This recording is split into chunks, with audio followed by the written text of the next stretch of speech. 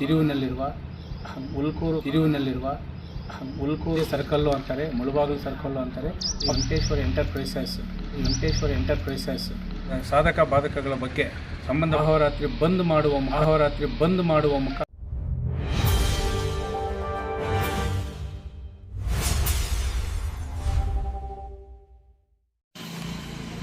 ರಾಜ್ಯ ಮತ್ತು ರಾಷ್ಟ್ರೀಯ ಹೆದ್ದಾರಿಗೆ ಸಂಪರ್ಕ ಕಲ್ಪಿಸುವ ಬೇತಮಂಗಲ ಮತ್ತು ಮುಳಬಾಗಿಲು ವೃತ್ತದಲ್ಲಿ ಶ್ರೀ ವೆಂಕಟೇಶ್ವರ ಎಂಟರ್ಪ್ರೈಸಸ್ ಅವರಿಗೆ CL7 ಪರವಾನಗಿ ನೀಡಲು ಮುಂದಾಗಿರುವುದನ್ನು ನಾವು ಖಂಡಿಸಿ ಇವತ್ತು ಮಾನ್ಯ ಪೊಲೀಸ್ ವರಿಷ್ಠಾಧಿಕಾರಿಗಳಿಗೆ ಮತ್ತು ಉಪ ಅಧೀಕ್ಷಕರಿಗೆ ನಾವು ಮನವಿಯನ್ನು ನೀಡಿ ಒತ್ತಾಯಿದ್ದೀವಿ.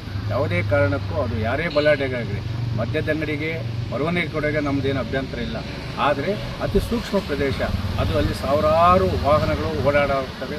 ಪಕ್ಕದಲ್ಲಿ 2 ಕಿಲೋಮೀಟರ್ ವ್ಯಾಪ್ತಿಯಲ್ಲಿ ಪ್ರಸಿದ್ಧ ಶ್ರೀ ಗುಟ್ಟಹಳ್ಳಿ ವೆಂಕಟೇಶ್ವರ ಸ್ವಾಮಿ ದೇವಸ್ಥಾನ ಇದೆ. ಅಲ್ಲಿ ಸಹ ಭಕ್ತಾದಿಗಳು ಬರ್ತಾ ಇದ್ದಾರೆ. ಅದರ ಜೊತೆಗೆ ಇವತ್ತು ಗಲ್ಲಿಗೊಂದೊಂದು ಇವತ್ತು ನೀವು CL7 ಮದ್ಯದ ಅಂಗಡಿಗೆ ಕೊಟ್ಟರೆ ಇವತ್ತು ಸರ್ಕಾರದಿಂದ ಪಡಿತರಕ್ಕೇನೂ ಮಾರಾಟ ಮಾಡ್ತಾಯಿದ್ದಾರೆ.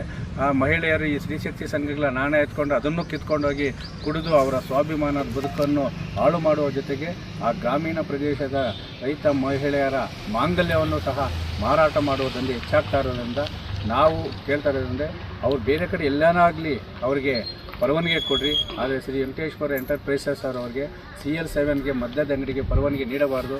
ಅತಿ ಸೂಕ್ಷ್ಮ ವೃತ್ತದಲ್ಲಿರೋದರಿಂದ ಅಲ್ಲಿ ಅಪಘಾತಗಳು ಹೆಚ್ಚಾಗಿ ಕುಟುಂಬಗಳನ್ನೇ ನಂಬಿಕೊಂಡಿರೋ ಅವರ ಪ್ರಾಣ ಕಳ್ಕೊಂಡು ಅವ್ರ ಪ್ರಾಣಕ್ಕೆ ಯಾರೂ ಆಗಲ್ಲ.